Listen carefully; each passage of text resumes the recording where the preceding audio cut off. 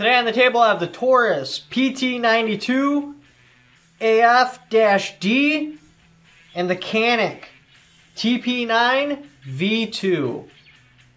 You will see a price split of $52, the Canik being $52 cheaper than the Taurus. Now if the shop you're purchasing at has the ability to buy 5 at a time, you're going to see about an $80 split. The Canik being $80 cheaper than the Taurus. Weight, the Canik is quite a bit lighter than the Taurus. Capacity, you're looking at 18 plus 1 on the Canik, 17 plus 1 on the Taurus. Size,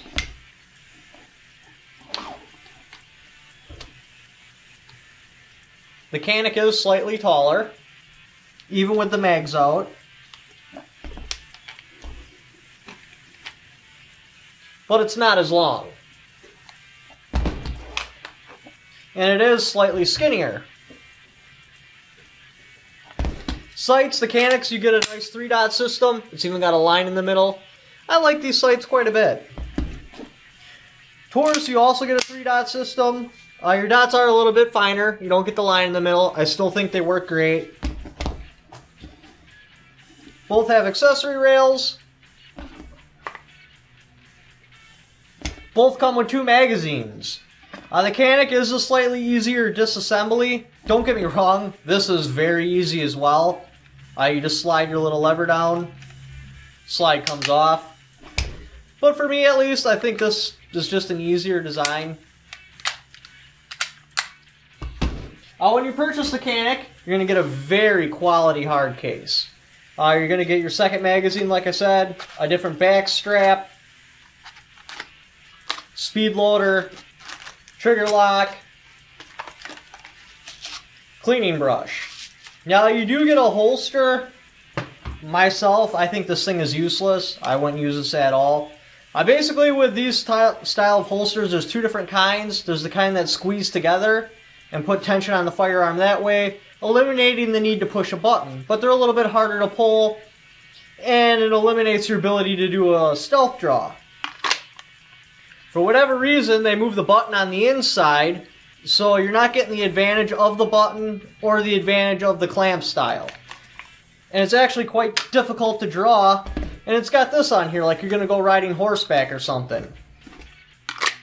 Like you couldn't do a stealth draw on this at all. Snake, that's the Canik TP9 V2. It's too loud when you draw it for stealth work. Try something quieter, like an RPG or an M60. It really pulls if you don't actually have your belt going through it. When you go to draw, you can just pull out the holster and everything. I messaged the company, seeing if it was a mistake, and they just wrote me a nasty email back. So, you know, it is what it is. Just don't consider the holster into the buying package. But even without the holster, at a $52 to $80 split, I still think, you know, it's pretty nice. Because with the Taurus, all you're going to get is a cardboard box. Yeah, you do get a second magazine and your Taurus lockdown key. So you can just put this in the firearm and it renders it useless.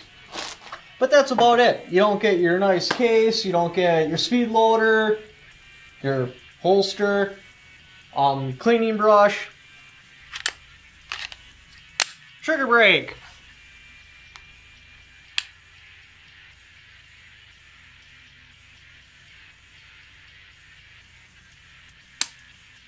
When the trigger's set up, the trigger brake's pretty nice on the Canik. I'm not really seeing any movement in this front sight.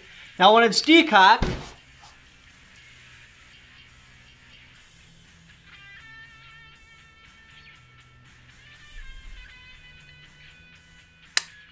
get a much heavier trigger, but it does still seem to brake pretty clean. PT92, when the hammer's back, much lighter trigger. I really don't see any of them breaking any cleaner. They both break pretty clean. Now when the hammer's not back, I do get a lot of movement in the front sight when the trigger breaks. Well, we actually had a guy think his firearm was broken because the key was just slightly turned. It wasn't all the way one way or the other, so sometimes it would work, sometimes it wouldn't. So I'm not a big fan of the design myself. Now what would I pick? The TP9V2 or the Taurus? Yeah, the Taurus kills the TP9V2 in the awesomeness department. And it is hammer fired. I'm a big hammer fired fan, so you do get a really nice trigger brake. Or you can decock it, and then you have a really heavy trigger brake. Or you can have it decocked on safety. Or you can have it decocked on safety with your key in there. So it gives you a lot of options. Now the TP9V2 really isn't lacking in that department either. So basically if it's racked, you'll have a really nice trigger brake. It's got a setup like that. Very good. And then you can also decock it so you have a really heavy trigger brake. The finish on the TP9V2 I like a lot better. This looks like a much nicer finish. Seems way more quality. I like the grip. I like the options with this. With the Taurus you get the coolness factor, which is awesome. But it's just real limited. I mean, we're looking at like 92 technology, where this is relatively new. Myself, just because this is cheaper, lighter, holds more capacity, I would actually go with the Canik, buy myself a new holster and call it good. But thank you for watching. Don't forget to subscribe. Leave in the comments below which one you would pick and why.